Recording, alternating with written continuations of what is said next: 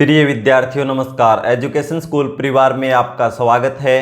हम पढ़ रहे थे मेंसुरेशन, जिसके 206 क्वेश्चन सोल्व कर लिए थे। क्वेश्चन नंबर 207, एक ठोस गोले की पृष्ठ का क्षेत्रफल कितना होगा जिसकी त्रिज्या 3.5 सेंटीमीटर है। भाई गोले से संबंधित है क्वेश्चन, तो एक बार गोले के बारे में थोड़ा जान लेते हैं।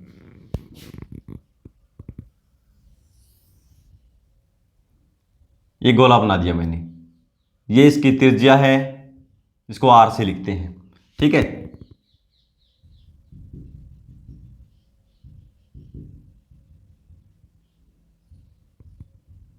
इस टाइप का होता है गोला। ठीक है, जैसे कोई गेंद है हमारे पास, ये भी क्या है, गोलाकार। ये इसकी क्या है, इसकी त्रिज्या। तो इससे संबंधित क्या क्वेश्चन पूछेगा, तो देखो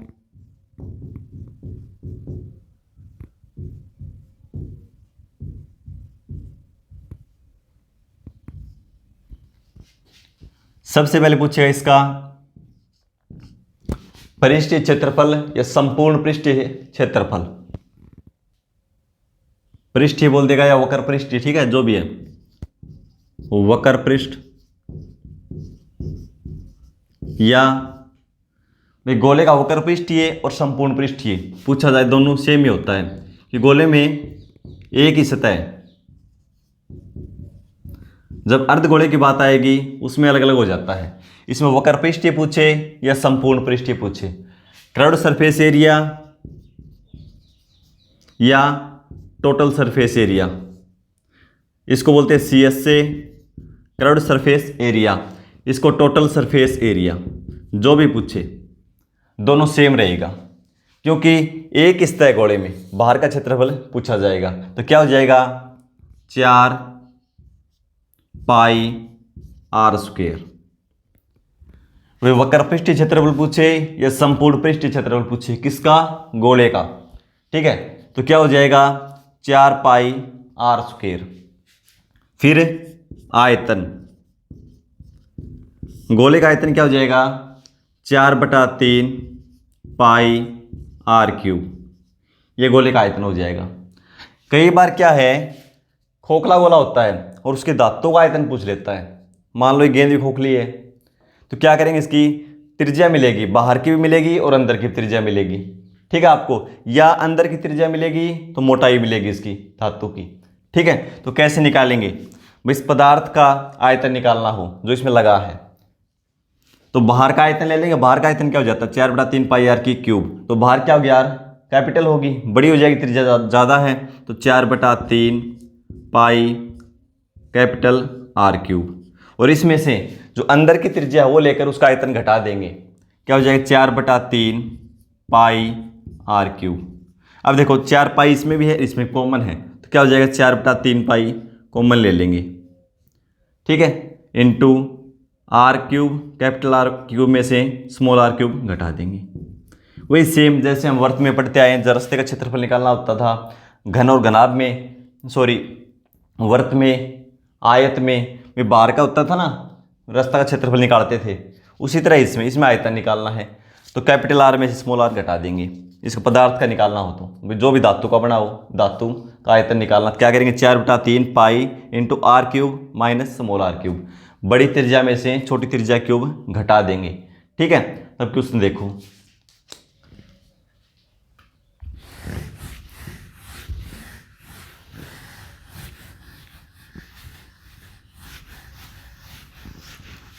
एक ठोस गोले की पृष्ठ का क्षेत्रफल कितना होगा। पृष्ठीय क्षेत्रफल निकालना है, तो गोले का पृष्ठीय क्षेत्रफल और संपूर्ण पृष्ठीय क्षेत्रफल बराबर रहता है, जिसकी त्रिज्या दे रखी 3.5 सेंटीमीटर। तो गोले का संपूर्ण पृष्ठीय या पृष्ठीय क्षेत्रफल क्या होता है, 4 पाई आर स्क्वायर। 4 पाई का मान जब तक हम 22/7 लेंगे, जब तक न बोला जाए, भाई क्वेश्चन में बोल दे 3.14 तो वही लेंगे, नहीं तो 22/7 आर स्क्वायर। आर कितनी त्रिज्या, 3.5 सेंटीमीटर। दशमलव हटाएंगे तो 35/10 गुणा में 35/10।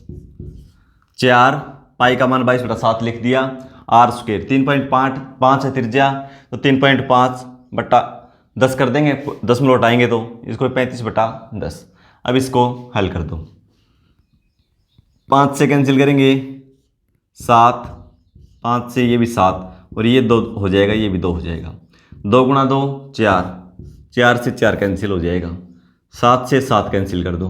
22 गुणा 7 154 सेंटीमीटर स्क्वायर। पृष्ठीय क्षेत्रफल या संपूर्ण पृष्ठीय क्षेत्रफल कितना हो जाएगा गोले का? 154 centimetre square. Option A. Question number 208, उस गोले का आयतन ज्ञात कीजिए जिसका पृष्ठीय क्षेत्रफल 1386 वर्ग मीटर है। भाई उसका पृष्ठीय क्षेत्रफल बता रखा है और निकालना क्या उसका आयतन। तो इसके लिए आयतन के लिए हमें क्या चाहिए? गोले की त्रिज्या चाहिए। पहले त्रिज्या निकालेंगे। कैसे निकालेंगे? पृष्ठीय क्षेत्रफल का फॉर्मूला लगा दो। क्या होता है? 4 पाई आर स्क्वायर।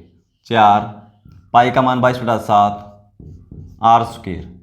इससे क्या निकलाएगा? गोले का पृष्ठीय क्षेत्रफल। और वो दे रखा है पहले ही, कितना है? 1386 वर्ग मीटर। यहाँ से आर की वैल्यू निकाल लेंगे। ठीक है, इसको 22 से कैंसिल कर दो। 22 का 132 बचेगा 6 और 22 दिया 66। ठीक है, अब ये कैंसिल भाई 2 से या 4 से होगा नहीं, तो अब देखो आर का मान निकालो। इधर क्या है? Are square. 7 उस साइड जाएगा तो गुणा में, तो पहले इसको हम क्या लिख सकते हैं? 63 को क्या लिख देंगे? 9 गुणा 7 लिख सकते हैं ना। भाई 63 को मैं 9 गुणा 7 लिख दिया। 7 इस साइड भाग में, उस साइड जाएगा तो ये गुणा में। ये ऊपर 4 गुणा में है तो इस साइड आएगा तो ये भाग में। आर स्क्वायर का मान ये है। आर का मान निकालेंगे तो इसका वर्गमूल निकाल देंगे। तो आर बराबर क्या हो जाएगा? देखो 9 से 3 बार आ जाएगा और यहाँ से 7, तो 3 गुणा 7 और 4 का वर्गमूल कितना हो जाएगा? 2। यानी कितना आ गया? 21/2 क्या है? त्रिज्या गोले की। निकालना क्या आयतन? तो गोले का आयतन क्या हो जाएगा? 4/3 पाई आर क्यूब। आर का मान है 21/2, तो इसकी क्यूब कर दो। अब इसको हल कर देंगे। 3 गुणा 7 21, 21 से 21 को कैंसिल कर दो। 2 गुणा 2 4, 4 को 4 से कैंसिल कर दो। 2 से 11। अब 21 का स्क्वायर कितना हो जाएगा? 441। 441 और 11 की गुणा कर देंगे। 441 गुणा में 11। 11 से कैसे गुणा करेंगे? तो देखो पहले 1 लिखो, फिर अगली संख्या जोड़ के लिखो। 1 और 4 5, फिर इससे अगली जोड़ दो। 4 और 4 8 और लास्ट में क्या बच गई? 4। 4851 घन सेंटीमीटर। ये क्या हो जाएगा? गोले का आयतन। ऑप्शन 4851। क्या दे रखा है इसमें? मीटर है तो मीटर में हो जाएगा भाई, घन मीटर। 4851 घन मीटर। ऑप्शन बी हो जाएगा। क्वेश्चन नंबर 209, 10 सेंटीमीटर त्रिज्या वाले गोले को गलाकर उससे 0.5 सेंटीमीटर त्रिज्या की छोटी गोलियां बनाई जाती हैं। कुल कितनी गोलियां बनेंगी? भाई देखो आयतन तो दोनों सेम रहेगा। भाई जो बड़े गोले का आयतन है और जिससे छोटी गोलियां बनाई जाएंगी उसके पदार्थ से, उनका आयतन बराबर रहेगा। तो क्या करेंगे? बड़े गोले के आयतन को छोटी गोली के एक छोटी गोली के आयतन से भाग दे देंगे। तो गोले का आयतन क्या होता है? 4/3 पाई आर की क्यूब। देखो गोले का आयतन 4/3 पाई आर क्यूब। और छोटी गोली है, वो भी तो गोली है, उसका आयतन भी यही होगा सेम। ठीक है, त्रिज्या अलग अलग हो जाएगी दोनों की। बड़े की त्रिज्या ज़्यादा हो जाएगी, गोली की त्रिज्या कम हो जाएगी।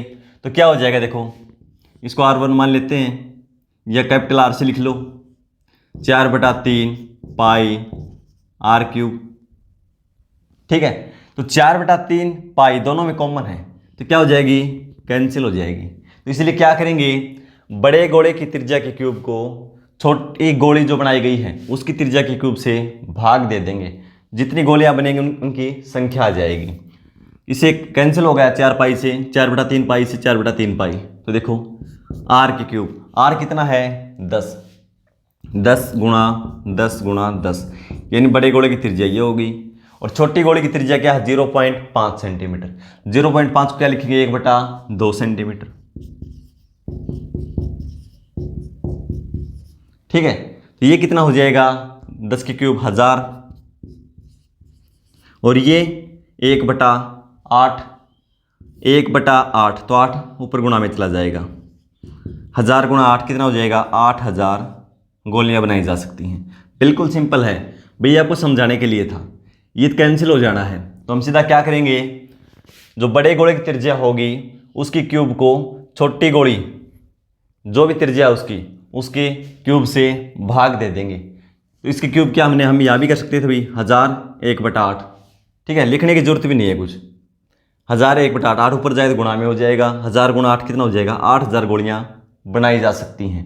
ठीक है, ऑप्शन ए। क्वेश्चन नंबर 210, धातु के 3 ठोस गोले जिनके अर्धव्यास 6 सेंटीमीटर, 8 सेंटीमीटर तथा 10 सेंटीमीटर है को पिघलाकर एक नए ठोस गोले के रूप में डाला गया है। नए गोले का व्यास क्या होगा। भाई डायमीटर पूछा, जो नया गोला बनेगा उस पदार्थ से भाई तीनों को पिघलाकर एक बनाया जाता है। जो भी गोला बनेगा उसका डायमीटर क्या होगा। तो क्या करेंगे, देखो पहले इन तीनों का आयतन निकाल लेंगे। और तीनों का आयतन कैसे निकालेंगे, गोले का आयतन क्या होता है, 4/3 पाई, पाई का मान 22/7 लेंगे, r³ अलग अलग लिखेंगे।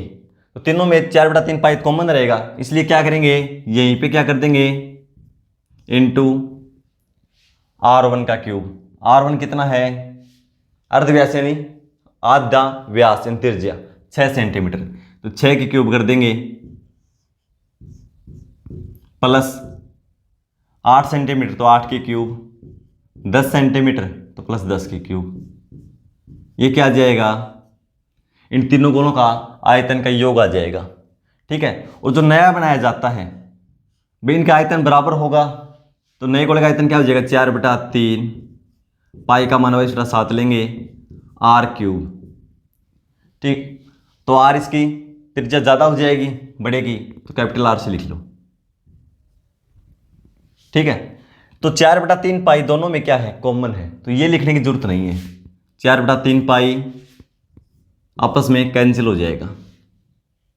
ठीक है, इधर क्या r³ इधर r1³ plus r2³ plus r3³। ठीक है, तीनों के क्यूब का योग किसके बराबर होगा, बड़े गोले की त्रिज्या के बराबर होगा, त्रिज्या के क्यूब के। ये कितना हो जाएगा, देखो इधर है r³ बराबर 6 की क्यूब 216 प्लस 8 की क्यूब 512 प्लस 10 की क्यूब 1000। जोड़ेंगे तो देखो 1000 और 500 1500 और 200 1700 और 16 और 12 28 यानी 1728 किसके बराबर है, r³ बराबर। हमें चाहिए r का मान, तो इधर आएगा इसका घनमूल निकाल दो r का, इधर आएगा तो घनमूल क्यूब रूट हो जाएगा। तो इसका क्यूब रूट कितना हो जाएगा, वैसे में पता भी है, निकालने का क्या तरीका होता है, देखो अंतिम अंक देखेंगे क्या है 8। किसी संख्या में इकाई का अंक 8 है, जब उसका क्यूब रूट निकालते हैं या घनमूल निकालते हैं तो इकाई का अंक क्या होगा 2। भाई 8 का 2, 2 का 8, 3 का 7, 7 का 3, बाकी सेम रहता है। उसके बाद 3 अंकों को छोड़ देंगे, तो अब संख्या क्या बची 1।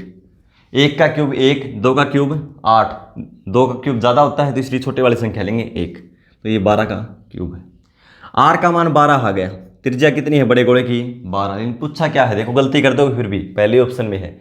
पूछा क्या है, गोले का व्यास यानी डायमीटर त्रिज्या का 2 गुना होता है, व्यास यानी डायमीटर, डी से लिखते हैं, व्यास लिख लो।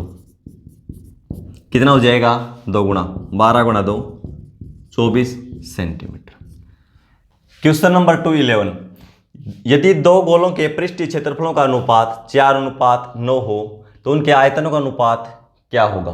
भाई पृष्ठीय क्षेत्रफल का अनुपात दे रखा है और गोले का वक्र पृष्ठीय क्षेत्रफल और संपूर्ण पृष्ठीय क्षेत्रफल दोनों एक ही होता है। ठीक है, बराबर होता है। अनुपात दे रखा है 4:9।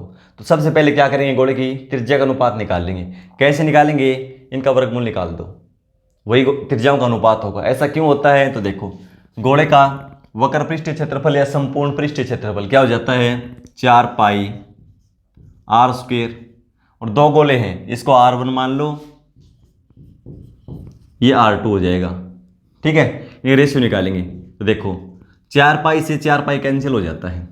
ठीक है, जो इनके क्षेत्रफल का वर्गमूल होगा उनका अनुपात होगा, वही इनकी त्रिज्याओं का अनुपात होगा।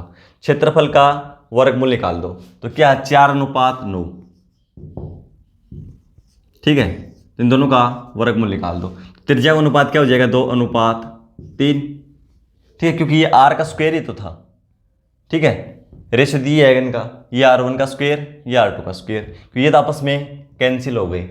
ठीक है, अब क्या निकालना है हमें, आयतन। आयतन निकालना, इस त्रिज्या का क्यूब कर दो भाई, त्रिज्या का क्यूब कर दो। 2 के क्यूब कितना हो जाएगा 8 और 3 के क्यूब 27, ये रेशियो होगा इनका। ऐसा क्यों होता है तो देख लो, 4/3 पाई R³ किसका आयतन होता है, ये गोले का। ये R1 मान लो, R2 दूसरे का निकालेंगे, ये रेशियो होगा। 4/3 पाई से 4/3 पाई कैंसिल हो गया, तो हमने क्या किया, R³ जो भी पहली त्रिज्या उसका क्यूब प्लस दूसरी त्रिज्या का क्यूब, ये इनका रेशियो होगा आयतन का। तो यही मैंने ऐसा किया है त्रिज्या का ही। ठीक है, इसलिए क्या करेंगे, जब क्षेत्रफल निकालना हो, रेशियो क्षेत्रफल का गोले की, तो क्या करेंगे, उनकी त्रिज्या को स्क्वायर कर दो, और आयतन का रेशियो निकालना हो तो उनकी त्रिज्या जो भी है उनका क्यूब कर दो। आयतन दे रखा है, हमें त्रिज्या निकालनी है, तो इसका घनमूल निकाल दो वापस, क्यूब रूट। मान लो अब क्या है हमारा आंसर 8 और 27, ये हमें दे रखा हो और त्रिज्या निकालनी हो, तो क्या करेंगे, इसका घनमूल निकाल दो,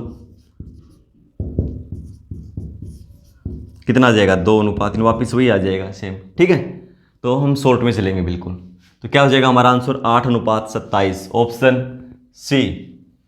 क्वेश्चन नंबर 212, किसी गोलक की त्रिज्या दोगुनी कर दी जाए तो उसका पृष्ठीय क्षेत्रफल कितने प्रतिशत बढ़ जाएगा।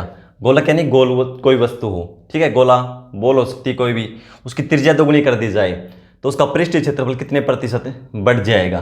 तो पृष्ठीय क्षेत्रफल या संपूर्ण पृष्ठीय क्षेत्रफल क्या होता है गोले का, 4πr²।